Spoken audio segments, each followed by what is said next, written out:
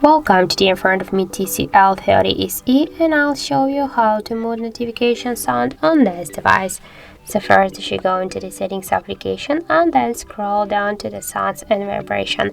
Here you can see there are notification volumes panel. Just to mute your device or the notifications, you should hold this dot and swipe it here to the left side with your finger.